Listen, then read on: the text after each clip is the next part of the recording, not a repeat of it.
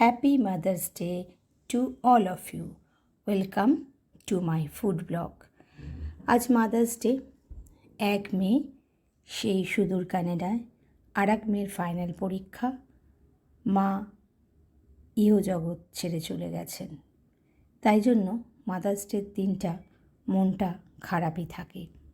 তাই মন ভালো করার জন্য একটা নতুন রেসিপি বানালাম। আমার ছোটো মেয়ে পান্তুয়া খেতে ভালোবাসি বলে বাঞ্ছারাম থেকে আমার জন্য পান্তুয়া এনে দিয়েছে। তো বাড়িতে দুধ ছিল, 2টো ছোটো এলাচ থেতো করে নিয়েছি। দুধটা জালে বসিয়েছি, ছোটো এলাচ দিয়ে দিলাম। এবার অল্প চিনি 1 টেবিল স্পুন দিলেই হবে। তার কারণ কি, এখানে আমি মিল্কমেড অ্যাড করব, খোয়া ক্ষীর অ্যাড করব।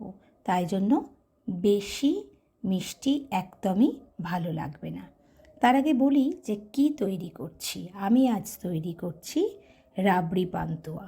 এই যে খোয়া ক্ষীরটা ভালো করে গ্রেট করে ওই দুধের মধ্যে দিয়ে দিলাম।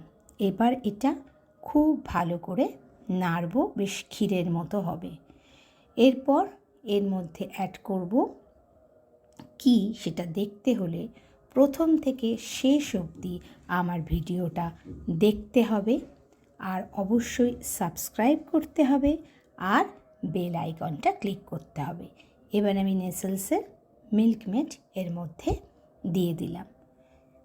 অলরেডি দেখো দুধটা বেশ ভালোই ঘন হয়েছে। আমি এখানে আমুলের মিল্ক নিয়েছিলাম, আমি কিন্তু কোনো মিল্ক পাউডারও অ্যাড করিনি। এবার আমুলের ডবল টোন মিল্ক নিয়েছি। এটা কিন্তু হেলদি, খুব বেশি মিষ্টিও না। এটা বেশি মিষ্টি হলে একদম ভালো লাগবে না খেতে।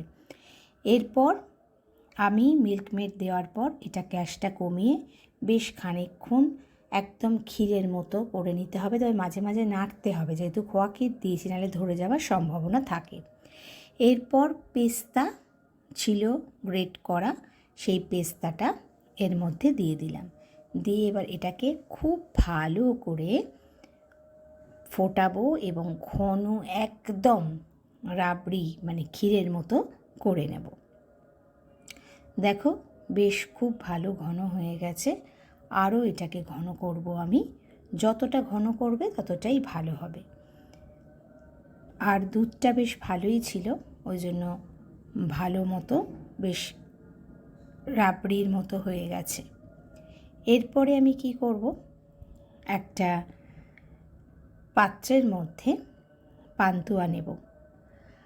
আর মনে রাখতে হবে এই রাবড়ি পান্তুয়াটা বানানোর জন্য পান্তুয়া দুটো যেন খুব ভালো হয়। এই যে এবার পান্তুয়ার মধ্যেই দেখো ক্ষীরটা ওই রাবড়ির মতো যেটা হয়েছে সেটা পুরো দিয়ে দিলাম। পান্তুয়া আমি নিয়ে এসেছি বাঞ্ছারামে। তোমরা বাঞ্ছারাম হোক, গাঙ্গুরাম হোক, যারা দেশ বা গুপ্তা, যারা পান্তুয়া বানায় ঘিয়ের এবং ভেতরটা বেশ ফাঁপা থাকে, একটু পেস্তা দেওয়া থাকে, ওই ধরনের পান্তুয়া এটা বানাতে হবে, তবেই কিন্তু ভালো টেস্ট পাওয়া যাবে। এবার কয়েক ঘন্টা চাপা দিয়ে ফ্রিজে রেখেছিলাম, তারপর বার করে নিয়ে ফ্রিজে 2-3 ঘন্টা রাখলাম। রেখে তারপর সবার আগে আজকে মাতৃদিবসে মার ছবিতে দিলাম, দিয়ে বাটি করে মেয়েকে দিলাম, নিজেও খেলাম।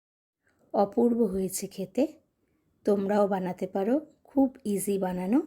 আর আমার চ্যানেলটা ভালো লাগলে অবশ্যই সাবস্ক্রাইব আর শেয়ার করো। পৃথিবীতে মার মতো কেউ কাউকে কোনো দিন ভালোবাসতে পারে।